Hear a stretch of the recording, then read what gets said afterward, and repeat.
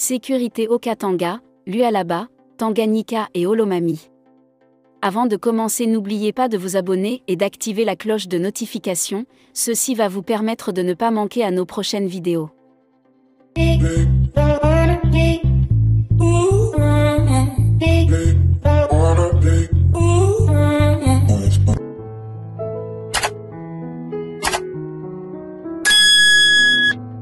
La sécurité dans les provinces du Haut-Katanga, Lualaba, Tanganyika et Olomami est volatile.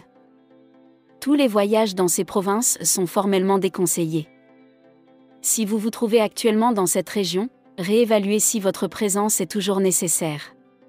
Il est encore possible de quitter la région par ses propres moyens. Les compagnies aériennes continuent d'opérer des vols vers Kalmi, Kolwezi et Lubumbashi. Un couvre-feu est en vigueur dans la province du Haut-Katanga entre minuit et 5 heures du matin jusqu'au 6 mars. Pendant ces heures, il est interdit de circuler dans les rues et de se déplacer en véhicule. Cette mesure est motivée par une vague de banditisme violent, notamment dans la ville de Lubumbashi. Bien que cette criminalité ne vise pas spécifiquement les expatriés pour le moment, il est recommandé de redoubler de vigilance. Un couvre-feu entre 23h et 5h du matin a également été imposé dans la province de Lualaba le 27 janvier 2025 pour une période de 60 jours le 28 janvier dernier. Une violente manifestation a eu lieu à Kinshasa contre, entre autres, l'ambassade de Belgique. D'autres manifestations sont régulièrement annoncées.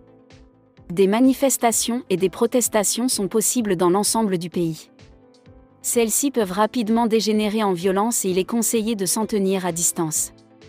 La communauté expatriée est susceptible d'être touchée par ces répercussions.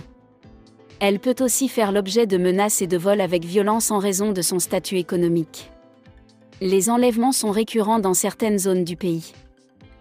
Dans la partie orientale du pays, en particulier dans les provinces du Nord Kivu, Sud Kivu, Ituri, OL et Tanganyika, ainsi que dans les régions du Kasaï, les risques sécuritaires sont encore plus élevés.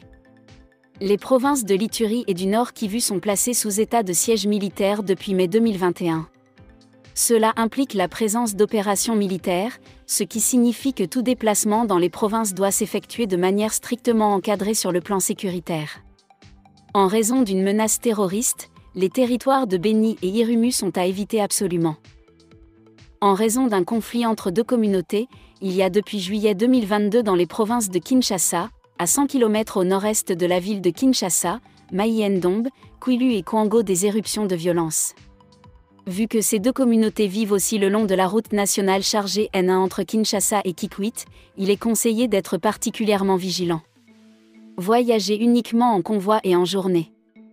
Les voyages vers et à l'intérieur des provinces de Mayi-Ndombe, Kwilu et Kwango sont déconseillés.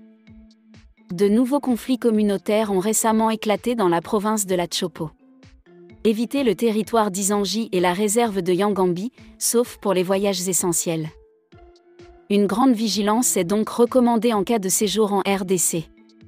Il est nécessaire de se tenir informé de l'actualité congolaise via les médias, en consultant régulièrement cet avis de voyage et la page Facebook de l'ambassade à Kinshasa ainsi que celle du consulat général à Lubumbashi. Évitez les attroupements et les manifestations, limiter les déplacements et être attentif et prudent lors des déplacements. Suivre les mesures de prudence recommandées dans la brochure de sécurité de l'ambassade disponible sur son site web. Être à jour sur le plan administratif au cas où il serait nécessaire de voyager à l'improviste. Pensez par exemple à la validité de votre passeport. Il est impératif d'avoir encore 2 pages vierges dans votre passeport à votre arrivée en RDC.